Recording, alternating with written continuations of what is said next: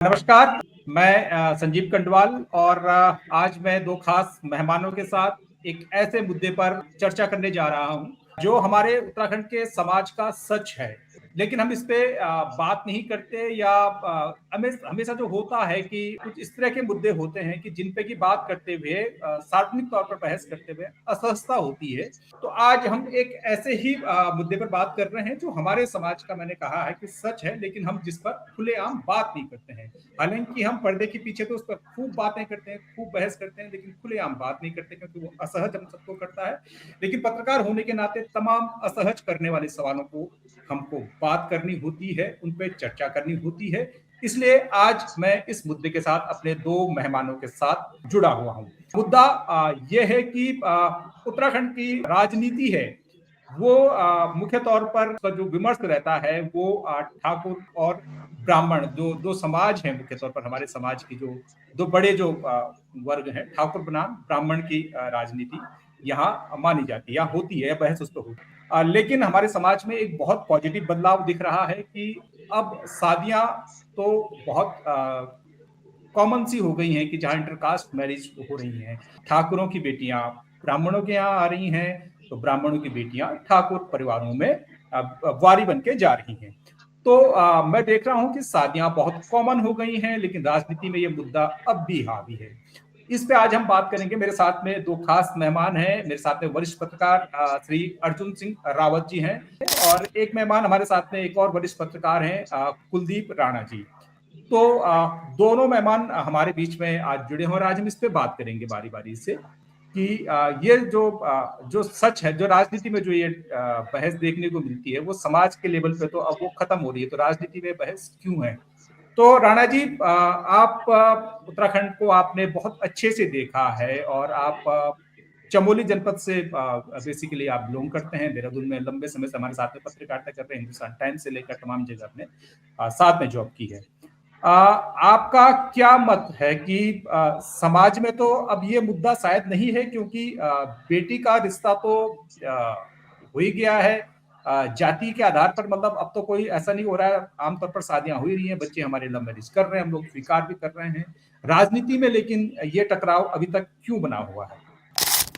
देखिए कंडवाल जी, राजनीति में भी जो दो वर्ग हम उसको देखें, जो एक 80 के दशक से पहले का नेतृत्व है, जो राजनीति के लोग हैं, और एक 80 के बाद के जो लोग राजनीति में आए हैं, उनमें एक बड़ा अंतर देखने को मिल रहा है, व्यवस्थागत भी, नीतिगत भी और वैचारिक भी। जो पुराने लोग हैं वो उन राजनीति के उन तमाम मुद्दों को लेकर के, जो मुद्दे अतीत में गढ़े गए थे, जिसमें क्षेत्रवाद है, जिसमें जातिवाद है, इन तमाम सारी चीजों को लेकर के चल रहे हैं और उसको आधार बना करके वो अपनी राजनीति चमका रहे हैं। लेकिन जो राजनीति में नया युवा वर्ग आ रहा है, वो जिसको हम जेन जी के नाम से भी समझ रहे हैं, देख रहे हैं, ये थोड़ा बदलाव को लेकर के आ रहा है। ये वो वर्ग है राजनीति का जो झंडे नहीं उठाता है ज्यादातर, या जो कुर्सियां नहीं लगाता है, दरिया नहीं बिछा रहा है, वो लैपटॉप टैब लेके चलता है, वो ऑनलाइन स्ट्रीमिंग के थ्रू लोगों से कनेक्ट होता है, तो थोड़ा हाईटेक है। तो उसकी जो सोच है उसमें भी थोड़ा बदलाव है। एक वर्ग तो ये दोनों जो अंतर है। और समाज में भी हम जो देख रहे हैं कि जो 2000 के बाद की जो पीढ़ी है, जो नए जो जनरेशन है उसमें, और जो 2000 के पहले की जनरेशन है, जो यथार्थवादी, जो परंपरावादी है, जो मान्यताओं को लेकर के चल रही है, अपनी पौराणिक मान्यताओं को लेकर के चल रही है, उसमें, और जो नई युवा वर्ग है, जो 2000 के बाद का वर्ग है, उसमें अब एक वैचारिक टकराव सा उभर करके सामने आ रहा है। ये टकराव उनकी जिंदगी को लेकर के लिए जा रहे निर्णयों को लेकर के है कि भाई अगर हमारी लाइफ है और हमारी लाइफ से जुड़े हुए निर्णयों में हमारा जो बहुमत है, हमारा पक्ष जो है वो ज्यादा सुना जाना चाहिए, उसको भी गंभीरता से लिया जाना चाहिए। तो ये चीजें थोड़ा उभर करके आ रही हैं। और जो बदलाव की बात आपने कही, उसका जो कारण है वो भी यही एक कारण है कि हम देख रहे हैं कि युवा तो तैयार है, क्योंकि वो जातियों के और वर्णों के बंधन में नहीं बंधना चाह रहा है। लेकिन जो हमारे जो पुरानी पीढ़ी है, वो पुरानी पीढ़ी भी क्या कहेंगे, जो 2000 से पहले की पीढ़ी है जी, वो उस परंपरा को नहीं छोड़ पा रही है, उस संस्कृति को नहीं छोड़ पा रही है। अच्छा, दोष उनका भी नहीं है, क्योंकि वो उसी परंपरा में, उसी व्यवस्था में पली बढ़ी है, उनका जीवन का एक लंबा हिस्सा उससे बड़ा है जी। सही सही, आपने बहुत शानदार बात कही है कि मेरे ख्याल से एक जैन जी का ये जो मतलब मिजाज है, जैन जी इस जो परंपरागत देखने का जो चीजों को है जातीय खांचे में या क्षेत्र के खांचे में, जैन जी उस पे नहीं चल रही है, और शायद इसीलिए ये लव मैरिज भी जो कर रही है ये जैन जी ही वाले बच्चे कर रहे हैं, अब तो उन्हीं का है शादी का। तो ये एक साथ पॉजिटिव बदलाव है, हम उम्मीद करते हैं कि आगे समाज राजनीति में भी इसमें ये परिवर्तन देखने को मिलेगा। राणा जी, मैं आपके पास फिर आता हूँ। अमर रावत जी, आपसे पूछ लेता हूँ कि रावत जी, आपका इसी सवाल पर जो मेरा अपने राणा जी से किया था कि आपका क्या मत है कि टू स्टेट शादियां तो बहुत हो रही हैं, मतलब टू स्टेट तो मैंने उस सेंस में कहा कि एक फिल्म का मैंने मतलब एक इस्तेमाल किया कि उसका प्रतीक, बट ये जो इंटरकास्ट मैरिज तो बहुत हो रही हैं। अब तो जैसे मैंने कहा कि ठाकुरों की बेटी ब्राह्मण परिवार में जा रही है, ब्राह्मण परिवारों की बेटी इधर आ रही है, बहुत हंसी खुशी शादियां हो रही हैं, रिश्ते बहुत अच्छे चल रहे हैं। राजनीति में लेकिन एक टकराव क्यों है, आप क्या इस पे क्या कहते हैं? सामाजिक बदलाव तेजी से जो देखने को मिल रहा है वो अभी राजनीतिक स्तर पर इसलिए देखने को मिल रहा है क्योंकि हमारे राज्य में जो अभी तक नेतृत्व रहा है वो एक स्कूल ऑफ थॉट से आया है और वो ओल्ड स्टाइल है। और अभी तक जिन लोगों ने भी इस राज्य में नेतृत्व किया है वो उसी स्कूल ऑफ थॉट से निकले थे, लेकिन अब इक्वेशन बदल रही है। दरअसल इस राज्य में एक चीज जो मुझे लगता है जो कभी नहीं हुई वो ये थी कि हमने प्रतिनिधित्व जो है ना योग्यता और विजन के आधार पर कभी देने की कोशिश नहीं की। हमने इक्वेशन को साधने की हमेशा कोशिश की। जो भी दल अभी तक सत्ता में रहे उन्होंने इस इक्वेशन को साधा, चाहे वो जातीय हो चाहे वो क्षेत्रीय हो। ठीक बात है रावत जी, लेकिन मैं इसमें थोड़ा सा ये जानना चाहूंगा कि जो आपने कहा ना कि मेरिट पे तो राजनीति तो मतलब समीकरण का ही खेल है, दुर्भाग्य से सच तो बात नहीं है कि समीकरण का ही खेल है। तो ये तो क्रम मुझे लगता नहीं है कि चेंज होगा, समीकरण ही देखे जाते हैं कि यार ये समीकरण है। राजनीति तो बेसिकली पोलराइजेशन का खेल है ना, कि पोलराइजेशन करना है, अपने अपने खांचे में लोगों को खींचना है, तो ये तो शायद चेंज नहीं होगा। तो ये अब मेरा सवाल इस पे ये है कि ये जो सामाजिक बदलाव लेकिन अंदर खाने हो रहा है कि बच्चों के बीच तो वो मेल मतलब वो वैर भाव नहीं है, वो तो शादियां कर रहे हैं, तो क्या वो जो सामाजिक बदलाव जो पॉजिटिव चेंज अभी आ रहा है क्या वो राजनीति में देर सवेर आएगा, या राजनीति का जो मूल चरित्र है कि विभाजन करना, समीकरण को देखना, या वो नहीं टूटेगा? आपको क्या लगता है? बदलाव को तो स्वीकार करना ही पड़ेगा क्योंकि एक पूरी जनरेशन में बदलाव हो रहा है, उनकी सोच में बदलाव हो रहा है। जिस जैन जी की सोच की बात अभी राणा जी कर रहे थे वो बिल्कुल सही है और वो दिख भी रहा है। तो जो नई पीढ़ी आ रही है उन्हें चाहिए अपने लिए रोजगार, उन्हें चाहिए अपने लिए अवसर, उन्हें चाहिए तरक्की, और वो ये देख रहे हैं कि अभी तक जो कुछ हुआ, अभी तक जातिगत राजनीति हुई इस राज्य में, उसकी वजह से क्या मिला, उनके मुद्दे तो वैसे ही खड़े हैं। तो अगर हम इस सामाजिक बदलाव को बहुत जल्दी समझेंगे नहीं और उसके साथ चलने की कोशिश नहीं करेंगे तो फिर स्थितियां फिर बदल जाएंगी, और वो आपको दिखता भी है। आप देखेंगे भले ही राजनीतिक परिणाम जो भी रहे, लेकिन सोशल मीडिया पे लोग अब खुलकर अपनी बात कहने लगे हैं, वो उन मुद्दों को उठाने लगे हैं जो इस राज्य के मूल मुद्दे हैं। इसलिए राजनीतिक दलों को इस पर विचार कर लेना चाहिए, और आगे ऐसा नहीं है कि ओवरनाइट चेंज हो जाता है, उसमें टाइम लगता है, प्रोसेस होता है, लेकिन जितनी जल्दी इस प्रोसेस को पूरा कर लिया जाए वो सभी के हित में होगा।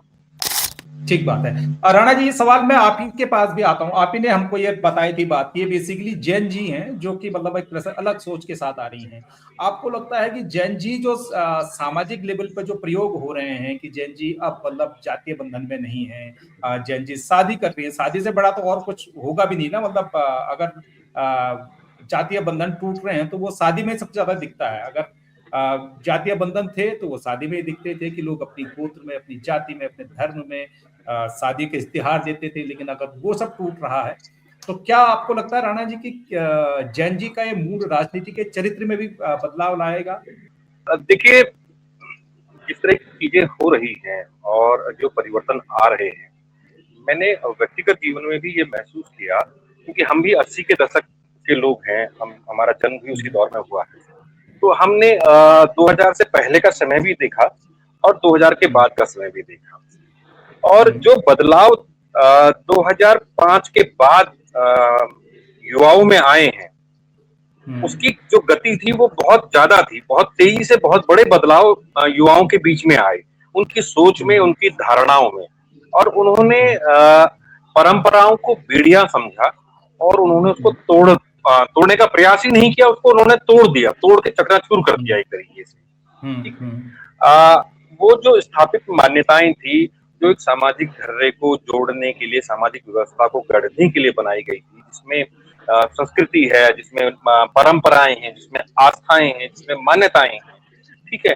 और जब हम उन चीजों को मानते हैं तो हम अपने लिए एक दायरा भी बनाते हैं कहीं ना कहीं, कि हमें इस दायरे से बाहर नहीं जाना है, क्योंकि वो सारी चीजें उस दायरे के भीतर ही होती हैं। लेकिन जो नई जनरेशन है, जो जिसका सोशल प्लेटफॉर्म सोशल मीडिया है, डिजिटल है, उसका सोशल प्लेटफॉर्म वो नहीं है ना जिसमें आप और हम जो है गली के नुक्कड़ में बैठ करके मिलते थे, बचपन में बात कर लेते थे, दोस्तों से मिल लेते थे, है ना, या आम चोरने चले गए पड़ोसी के पेड़ में, ठीक है, संतरे चोरने चले गए, ककड़ी चोरने चले गए, ठीक है, चोरना मतलब एक सब वो था आपस में, ठीक है ना, बचपन का वो था। हाँ, तो वो चीज नहीं है अब। वो जिस प्लेटफॉर्म पे आ रहा है, अच्छा, वहां वो एक साथ बहुत सारे लोगों के विचारों से अवगत हो रहा है। बचपन में हमारे 4 दोस्त थे, 6 दोस्त थे, हम उन्हीं से मिलते थे, 4 रिश्तेदार थे, उनसे मिलते थे, उनकी बातें सुनते थे। लेकिन जब हम सोशल प्लेटफॉर्म पे आ रहे हैं तो एक साथ हम 400 लोगों को देख रहे हैं, सुन रहे हैं, स्क्रॉल करते जा रहे हैं, उनकी बातें आ रही हैं, वो चीजें हमें प्रभावित कर रही हैं और हमें लग रहा है कि इन वर्जनाओं को तोड़ करके हम ज्यादा स्वतंत्र हैं।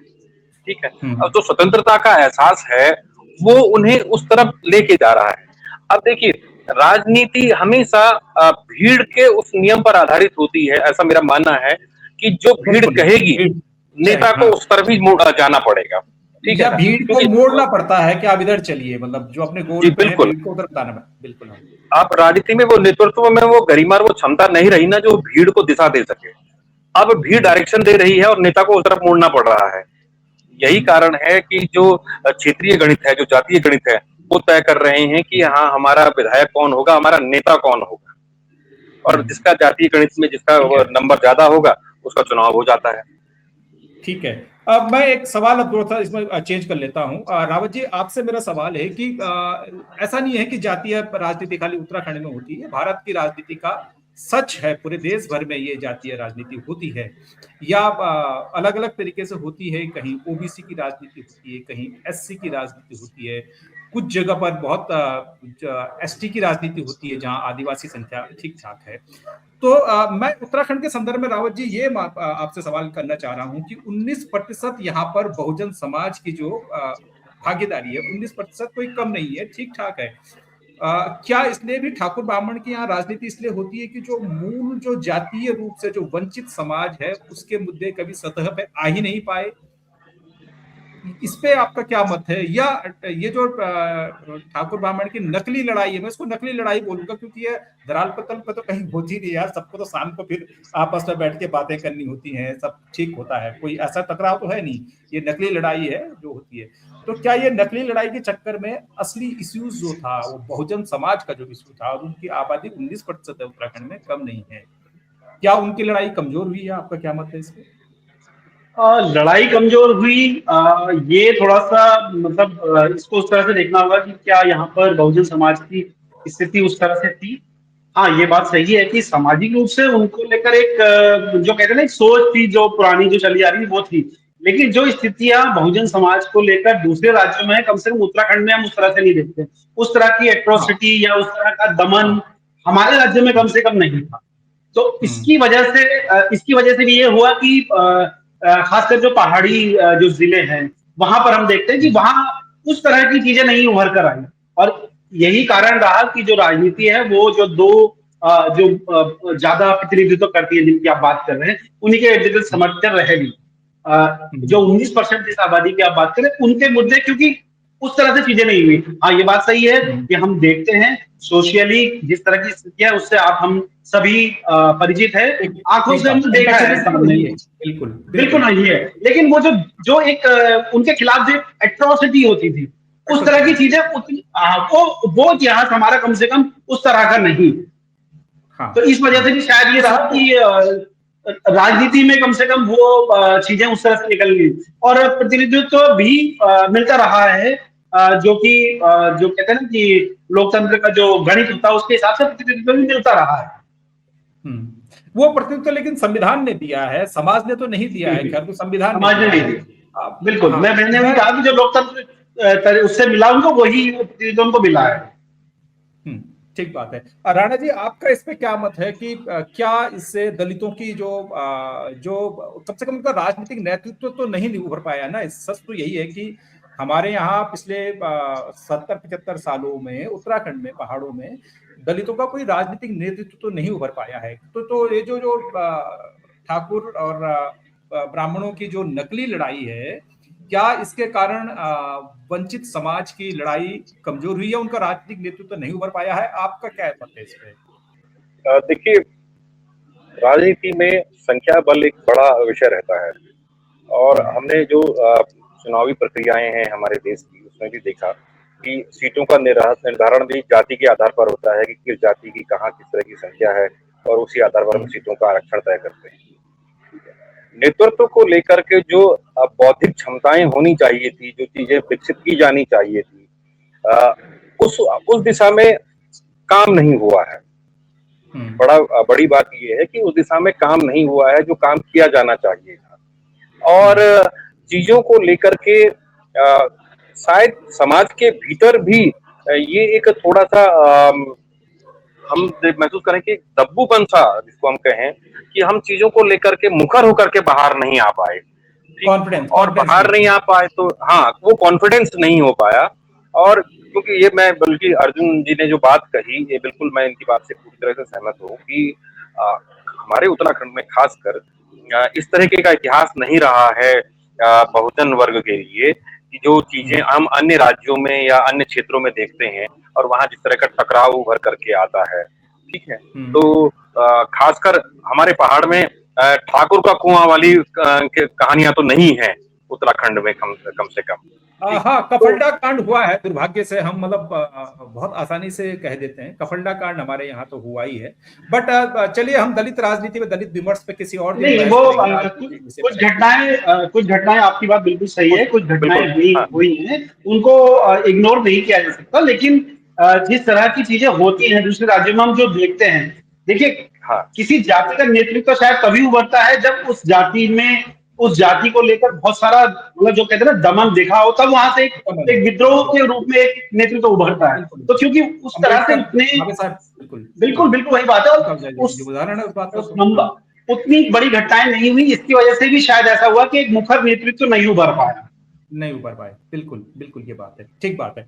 चलिए, अब मैं एक सवाल जो असल में हमने इस पे ज्यादा जो बात कर ली वो राजनीति के आसपास कर ली, जबकि हमारा विषय उतना ये था कि समाज पर भी बात करना था। जो पॉजिटिविटी, हमने नेगेटिविटी में शायद ज्यादा बात कर ली, पॉजिटिव बात करते हैं कि समाज में जो पॉजिटिव चेंज आ रहा है ना, कि बच्चे शादी कर रहे हैं हमारे आसपास, हमारे रिश्तेदारी में। अब हर शादी के सीजन में एक दो कार्ड तो ऐसे होते ही हैं कि जहाँ मतलब ये इंटरकास्ट मैरिज के हमारे पास आते हैं और हम चाहते हैं।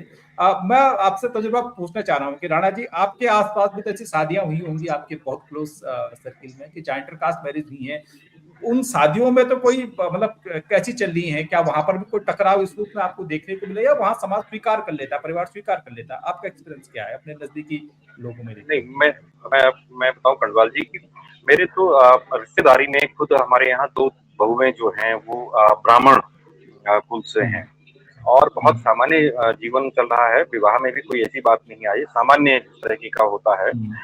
मतलब कोई अंतर जातीय विवाह हो रहा है, इस तरीके का दृष्टिकोण या इस तरीके का व्यवहार भी वहां महसूस नहीं हुआ, ठीक। लेकिन मैं इसमें एक बात मैं थोड़ा सा पृथक रूप से कहना जरूर चाहूंगा। हमारा जो सामाजिक ताना बाना, जिसको मैं थोड़ा बहुत समझने का प्रयास मैंने किया पहले भी और चीजें देखता हूँ कि विवाह में जातीयता को लेकर के क्यों बात रही होगी, वो क्या कारण रहे होंगे, थोड़ा मैंने कई उसको समझने की कोशिश की। देखिए, क्योंकि भारत में वर्ण व्यवस्था एक रही है, जाति व्यवस्था में आज एक देखिए कितना बड़ा अंतर है कि जब हम कोर्ट मैरिज करते हैं तो वहां आपसे कोई नहीं पूछेगा कि आप इंटरकास्ट हो या नहीं हो, ठीक है, वहां आप 21 साल आपकी उम्र होनी चाहिए, लड़की की उम्र जो है 18 साल पूरी होनी चाहिए और आप विवाह हो जाता है। ठीक है, लेकिन अगर वही दोनों दंपत्ति जो कोर्ट मैरिज, अंतर जातीय कोर्ट मैरिज कर रहे हैं, लेकिन वो अगर किसी फॉर्म को भरते हैं नौकरी से संबंधित किसी उसमें, तो वहां जरूर पूछा जाएगा कि तुम्हारी जाति कौन सी रही। ठीक है, हमारी व्यवस्थाओं में भी गोत्र आधारित व्यवस्था रही कि आपका गोत्र क्या है, समगोत्र में विवाह नहीं होना चाहिए। ठीक, लेकिन कुछ चीजें मुझे लगता है कि जैसे भोजन परंपरा भी एक चीज हो सकती है कि क्योंकि ब्राह्मण कुल में जो भोजन परंपरा है वो सात्विक है और मांस का उपयोग नहीं होता था पहले, और क्षत्रिय उसमें चूंकि उनको उनकी परंपरा दूसरी थी, वहां मांस का उपयोग किया जाता था, मांस भोजन में रहता था। तो ये पहले की व्यवस्था तो शायद इसी रूप में ये आगे बढ़ी होगी बात। जी, तो शायद ये कारण रहा होगा कि जिसने आज की चीजों को अलग किया। हाँ, नहीं वही मैं कह रहा हूँ कि बिल्कुल, लेकिन मतलब उन्हीं चीजों ने आज व्यवस्थाओं को अलग में लेके गया। लेकिन आज हम देख रहे हैं कि दोनों चीजें, भोजन परंपरा वो विषय नहीं रही और कार्य परंपरा भी नहीं रही, है ना। तो उसमें जब सारी सामाजिक चीजें बदल गई, कार्य व्यवहार बदल गया, कार्य पद्धति बदल गई, भोजन परंपराएं बदल गई, तो फिर जो ये सामाजिक व्यवस्था है इसमें टकराव के वो कारण भी नहीं रहे, उतने खत्म हो गए। ठीक बात है, सभी वो खत्म होते गए धीरे धीरे। हाँ, अब तो सभी वो धीरे धीरे डाइल्यूट होते गए। बिल्कुल बिल्कुल खा रहे हैं और सही बात अब है। तो वो बात रही नहीं है। अब तो ये तो है नहीं कि ये मोमो नहीं खाएगा वो मोमो खाएगा, तो सभी मोमो खा रहे हैं, सभी चाउमीन खा रहे हैं, देहरादून वाले तो सभी खा रहे हैं। तो अब कोई पहाड़ी बोलने की स्थिति में है नहीं दरअसल में, सब देहरादून वाला होगा तो वो शायद बात भी खत्म हो गई। और रावत जी, मैं आपकी तरफ आ जाता हूँ इस सवाल पे कि आपने भी तो एक्सपीरियंस किए होंगे अपने आसपास, आपके यहाँ सब ठीक चल रहा है? कोई तरह के बतिंडा तो वहां तो खड़ा नहीं वहां अपने आसपास? नहीं हुआ। और सबसे अच्छी बात यह है, जो पॉजिटिव बदलाव है वो ये है कि स्वीकार्यता बहुत अच्छी तरह से अब हो रही है समाज में। मतलब अगर कोई इंटरकास्ट मैरिज करना चाहता है तो उसको लेकर कोई इस तरह का, मतलब जो कहते हैं ना कि मनभेद नहीं है या मतभेद नहीं है। अब चीजें, अब स्वीकार्यता है, हमारे परिवार में भी है, शादियां हुई हैं, बल्कि हमारे यहाँ तो इंटरकास्ट भी हुई है और इंटर स्टेट भी हो रही है। तो स्वीकार्यता बहुत अच्छी है पहले से वो है। और अच्छी बात यह है कि अब जो देखिए क्या है ना, ये एक जनरेशनल चेंज है, तो ये ओवरनाइट तो आएगा नहीं। आपकी हमारी जनरेशन के बाद जो अगली पीढ़ी आई है, तो क्योंकि हम लोग उस चीज के लिए ओपन है, तो हमारे अंदर ज्यादा खुलापन है, तो अगली पीढ़ी के अंदर और ज्यादा होगा, और ये चीजें और आगे बदलेंगी। ओवरनाइट ये कभी नहीं बदलने वाली। लेकिन सबसे अच्छी बात ये है कि एक जो कहते हैं ना कि सामाजिक स्वीकार्यता बढ़ी है, और बदलाव के लिए वो होना बहुत जरूरी है। और उत्तराखंड जैसे स्टेट में अगर ये चीजें हो रही हैं, तो मैं तो इसे पॉजिटिव साइन लेता हूँ, क्योंकि ये खत्म करना बहुत जरूरी है। आपने कहा हम पॉलिटिकल बात पे हमने बहुत ज्यादा बात कर ली, लेकिन ये जो पूरा जो एक एटमॉस्फेयर बना है ना, जो जाति का, कि राजनीति के साथ उसको खत्म करने के लिए, क्योंकि जैसे ही समाज में चेंज हो जाएगा ना, तो सामने वाले को भी लगेगा कि यार समाज तो अब अगर बदल रहा है तो हमें उसके आधार पर बदलना होगा, नहीं तो फिर सियासत चलेगी। हमारे यहाँ एक और अच्छी चीज है कि हमारे यहाँ मूलतः जो कास्ट इक्वेशन है वो ऐसा है कि उसमें ज्यादा जातियां नहीं है, और जो हमारे यहाँ जो मतलब जिसे कहते हैं कि जो जातिगत बंटवारा है वो भी इस तरह का नहीं है कि कॉम्प्लेक्स नहीं है, बहुत वो सिंपल है। और इसीलिए शायद उतना हमारे यहाँ वो नहीं है, इसी वजह से दो जातियों में दिखता है, लेकिन वो भी अब बदल रहा है। ये हमारे लिए एक पॉजिटिव चेंज है। देखिए, हमारे उत्तराखंड में मैंने एक चीज महसूस की, आपने भी देखा होगा कि हमारे घर गांवों में हम लोग एक दूसरे को रिश्तों से जोड़ते थे, रिश्तों से बांधते थे, कि चाहे वो बहुजन समाज का है, चाहे ब्राह्मण समाज का है या किसी अन्य समाज का है, तो वो चाचा भी है, काका भी है, बौड़ा भी है, उम्र में बड़े भी हैं तो रिश्ता भी है, और छोटे भी हैं तो भतीजे भी हैं, नाती भी हैं, और वो भी है। तो एक ये बड़ी चीज खूबी थी जिसने हमारे सामाजिक आने बाने को जोड़ के रखा। और दूसरी चीज ये है कि जो मुझे एक बात पंडित नरेंद्र तिवारी जी की बात याद आती है। एक मुलाकात के दौरान उन्होंने कहा था कि हम नेतृत्व का एक बड़ी जिम्मेदारी ये भी होती है कि समाज निर्माण उसकी भूमिका है। तो हमें ये समझना होगा, हमारे नेतृत्व को ये समझना होगा कि सिर्फ जातियों में या संख्या बल में बांट करके बहुमत पा लेना ही उद्देश्य नहीं होना चाहिए। समाज बेहतर दिशा में जा सके, वो भी एक उद्देश्य होना चाहिए। बिल्कुल, अंततः राजनीति का यही मकसद है कि समाज बेहतर हो, राज्य अपने आप बेहतर हो जाएगा, जब हमारी सोसाइटी अच्छी होगी, सोसाइटी में पॉजिटिविटी होगी तो सब चीजें अपने आप ठीक हो जाएंगी। मुझे लगता है कि हमने इस मुद्दे पर अच्छी चर्चा की है और मैं दर्शकों से इस बात पे जरूरी निवेदन करना चाहूंगा कि इस जब अगर बातचीत ये आप तक पहुंचे तो इसको आप एक पॉजिटिव वे में ही लें, इसको कोई तनातनी के माहौल में लेने की जरूरत नहीं है। हमने जैसे बोला था कि राजनीति में इतनी थोड़ी बहुत खींचतान चलती रहती है, लेकिन हमारा समाज बदल रहा है, पॉजिटिव हो रहा है। रावत जी, आप कुछ कह रहे हैं? मैं आपकी बात में एक चीज ऐड करना चाहता हूँ। ये जो मुद्दे हैं ना, जो ये मुद्दा है, ये घर परिवार में इस पर बात होनी चाहिए, बिल्कुल होनी चाहिए, बहुत जरूरी है। क्योंकि किसी को तो शुरुआत करनी थी, आपने शुरुआत करी, उसके लिए आप बधाई के पात्र हैं। और इस मुद्दे पर बात घर परिवार में हर जगह होनी चाहिए कि कब तक हम लोग इस लड़ाई को आगे ले जाएंगे। हमें अपने जो बड़े मुद्दे हैं उनसे लड़ना है। हमारे सामने पलायन का मुद्दा है, हमारे सामने रोजगार का मुद्दा है, हमारे लिए वो बड़ा मुद्दा है। पहाड़ों में जो नए खतरे खड़े हो रहे हैं, चाहे वो मानव वन्य जीव संघर्ष हो या दूसरे आग का मुद्दा हो, मतलब जो हमारे सर्वाइवल से जुड़े मुद्दे हैं, हमें उनसे लड़ना है, आपस में नहीं लड़ना है। बिल्कुल सही बात है। और मैं फिर से कह रहा हूं कि ये नकली लड़ाई है, इसका कुछ भी नहीं होता। कभी भी ठाकुर ब्राह्मण की जो सो कॉल्ड जो तनातनी थी, उसमें कभी भी ऐसा नहीं हुआ कि किसी ने किसी पे जो है एक चुटकी भी काटी हो। नेवर, कभी ऐसा नहीं हुआ कि चुटकी भी काटी हो। बातें करते हैं, ठीक है, थोड़ी बहुत हो जाती है, लेकिन फिर हमारा समाज शांत रहता है, एक बहुत अच्छी बात है। लेकिन मैं उम्मीद करता हूं जब हमारे समाज में जो बदलाव आ रहा है वो धीरे धीरे राजनीति में भी बदलाव आएगा। हमने शुरुआत में कही थी कि एक असहज करने वाला सवाल है, लेकिन हमारा काम होता है कि हम असहज करने वाले सवालों को बात करें ताकि एक नॉर्मल सी समाज में आए। मेरे दोनों साथियों का बहुत बहुत धन्यवाद। हम किसी मुद्दे पर फिर किसी दिन दोनों साथियों के साथ फिर मिलेंगे। बहुत बहुत धन्यवाद।